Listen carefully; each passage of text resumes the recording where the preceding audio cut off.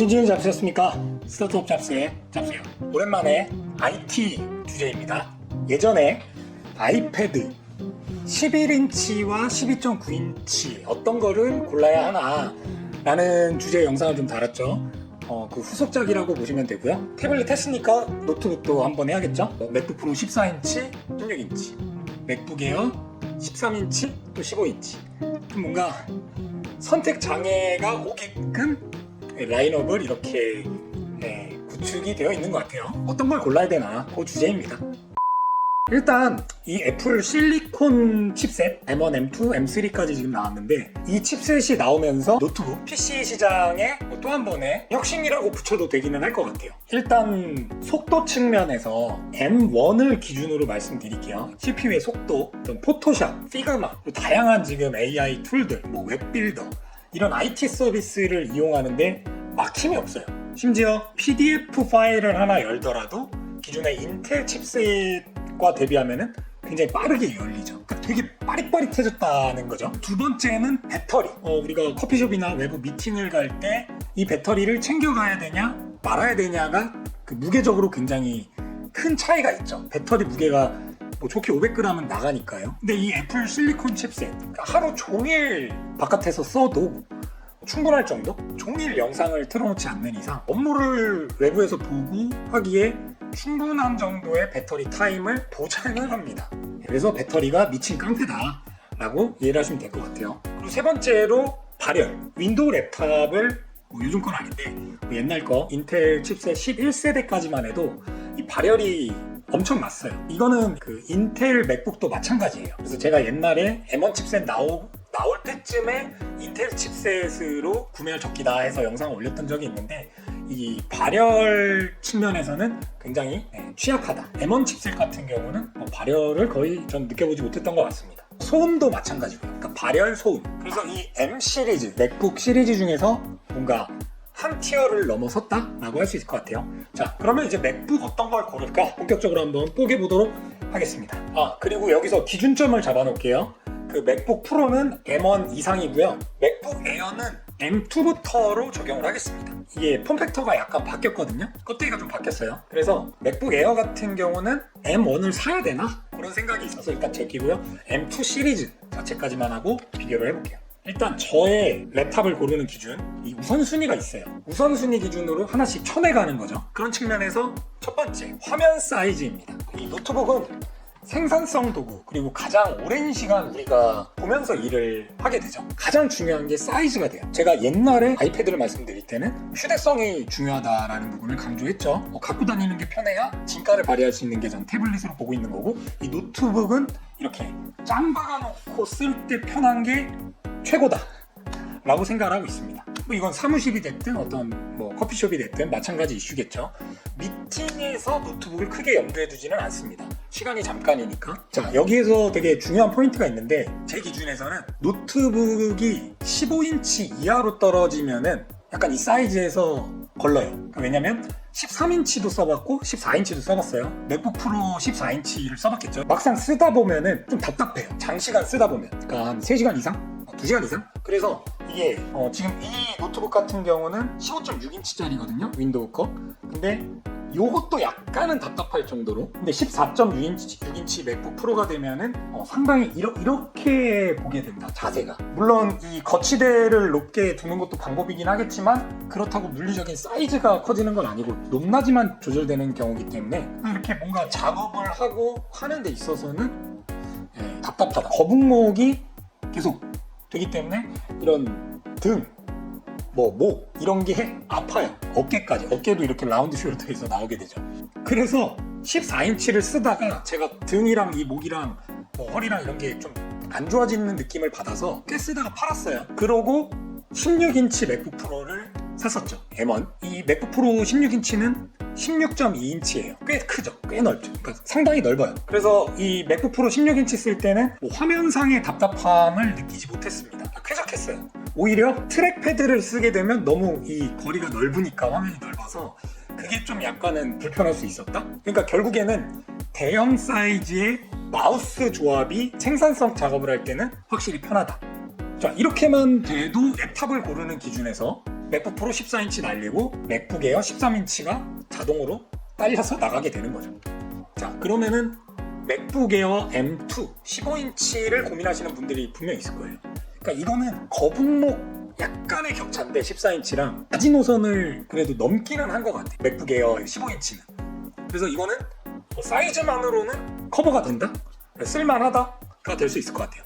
이것과 관련해서 이 13인치, 14인치를 쓰다가 뭐 그냥 사무실이나 이런 데서는 모니터나 이런 거를 연결해서 쓰면 되지 않냐, 그렇게 쓰시는 분들이 많이 있죠. 근데 그게 또 커피숍을 가거나 뭐 그럴 때는 또 해소가 안 되잖아요. 갖고 갈 수 없잖아요. 별도의 모니터를 따로 갖고 가면 무게가 더 커지잖아요. 그럴 바엔 그냥 큰 걸 쓰는 게 낫지. 그리고 사실 이거 연결하는 거를 연결했다가 뗐다가 하는 게 귀찮아요. 뭐 저 같은 경우는 귀찮아요. 그래서 굳이 그 불편함을 감수할 필요가 있나 싶습니다. 그리고 화면 사이즈가 크면 커질수록 그 무게가 나가는데, 제가 서두에 말씀드린 것처럼 이 애플 실리콘 칩셋은 커버가 된다. 배터리를 갖고 다니지 않아도 되기 때문에 맥북 프로 16인치면 2.1kg거든요.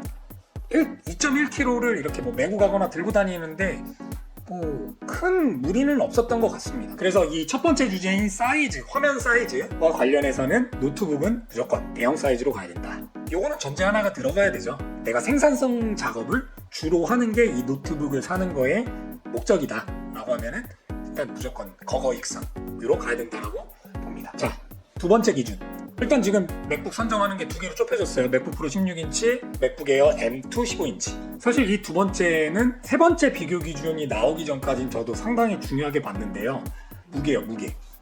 맥북 프로 16인치, 맥북 에어 15인치. 이렇게 화면 차이는 0.9인치 차이인데 0.63kg가 차이가 나요. 맥북 에어가 훨씬 가벼운 거죠. 그러니까 15인치 랩탑에서 1.51kg의 무게다. 물론 윈도우 랩탑에선 그보다 훨씬 낮은 무게가 많죠. 그램이나. 뭐 어쨌거나 맥북 시리즈에서 15인치가 1.5kg다면 굉장히 매력도가 있는 거죠. 그러니까 맥북 프로 14인치와 16인치에 뭔가 중간 지점이 나타났다 해서 저도 맥북 에어 15인치를 써야 되나 생각을 굉장히 했었습니다. 근데 이 세 번째 기준에서 이게 깨져요. 그러니까 이 두 번째 기준은 감수할 수 있다. 이 세 번째 기준은 뭐냐면 화면 주사율이에요. 뭐 이렇게 스크롤을 하는 거죠. 이렇게 우리가 뭐 문서를 읽는다거나 화면을 뭐 넘긴다거나, 그러니까 이 이동하는 속도가 이게 120Hz냐 60Hz냐 이게 두 배 차이잖아요. 물론 옛날에 60Hz만 썼을 때는 몰랐었겠지만 이 120Hz가 스마트폰도 그렇고 익숙해진 거죠. 이거 반의 속도로 내가 뭐를 스크롤을 하고 하는 게 굉장히 답답하고, 심지어 저 같은 경우는 좀 어지러운 것 같아요. 60Hz가 너무 느리게 이렇게 반응하는 거죠. 그래서 되게 심플하게 맥북 에어 M2가 나가리가 돼요. 그 맥북 에어 M2 시리즈들이 걔네 다 60Hz거든요. 그러니까 에어는 에어다.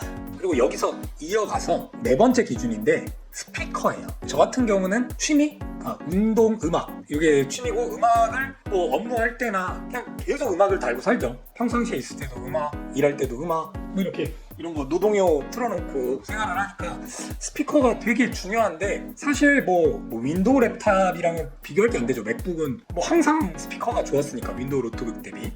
그럼에도 불구하고 이 맥북 에어와 맥북 프로를 비교를 해보면은 그나마 맥북 에어 M2 15인치는 스피커가 6개가 달려있어요. 6개의 시스템 사운드와 포스 캔슬링 우퍼가 탑재되어 있어서 풍부함이 있는 거죠.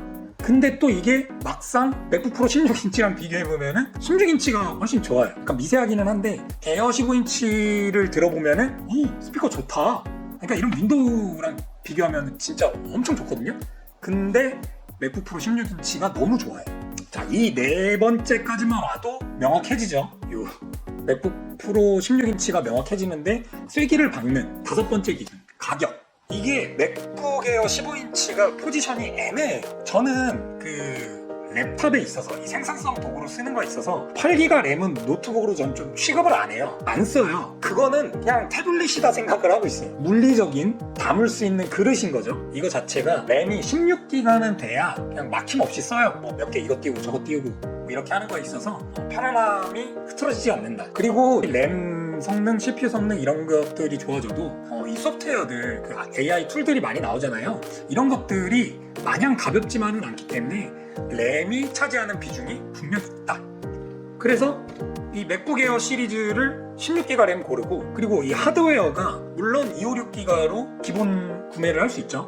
근데 뭐 이거는 이제 차등이 있어요. 256기가로 충분하신 분들이 있고, 저 같은 경우는 이제 또 영상을 하고 이러다 보니까 최소 512기가 정도는 있어야 되거든요. 그렇게 되면 이 맥북 에어 M2 15인치가 뭐 200, 한 30만원 막 이래버려요. 새 거 사면. 물론 지금은 중고가 팔리기 시작했죠. 그래서 중고로 내려와도 한 180? 이 정도? 근데 이게 웃긴 게 맥북 프로 16인치는 더 오래됐잖아요. 그래서 얘를 중고 뭐 당근이나 애플 마켓 이런 데 가게 되면 한 160에서 180 선이면은 16기가의 512 SSD를 살 수가 있어요.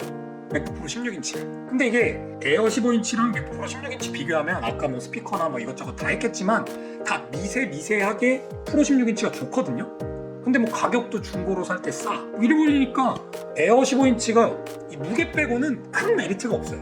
그래서 나가리가 되는 거죠. 그거 약간 기획이 저는 좀 애매한 것 같아요. 맥북 에어는 제가 볼 때 뭐 판매량이 어떤지 모르겠는데, 이 초창기 우리 잡스 있던 시절의 맥북 에어는 되게 좋았거든요. 그러니까 이 경량화에 있는 포지셔닝을 굉장히 잘했는데, 지금은 이게 뭐 프로인 듯 뭐 비싸고 막 약간 프로에서 약간 내려온 등급 정도? 근데 그 돈 줄 거면은 막 60Hz에 막 뭐 블라블라 이런 것들을 써야 되나? 이렇게 되는 거죠. 결론이 나왔죠. 맥북을 쓴다. 네. 맥북 프로 16인치가 짱이다 라고 말씀을 드리고 싶습니다. 그러니까 맥북 프로 16인치에서 M1 칩셋을 저는 일반적인 사람들, 저처럼 생산성 활동을 하더라도 포함이 돼요. 일반 유저, 디자인 작업 이런 거 안 하시는 분들도 차고 넘치고요. 디자인 작업 하시는 분들도 충분하다. 다만 이제 여기에서 욕심이 나면은 뭐 M2 시리즈를 한다거나 뭐 또 맥스가 있거든요.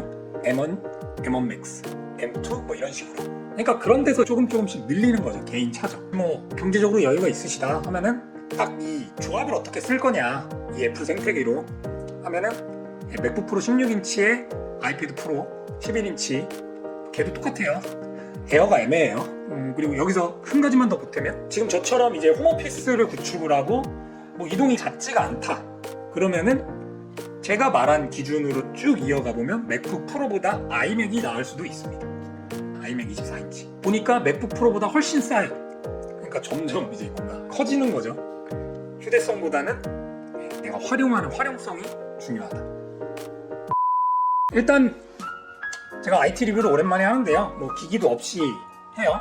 뭐 기기가 꼭 필요하냐 이거 내용을 얘기하는데 사실 필요 없거든요.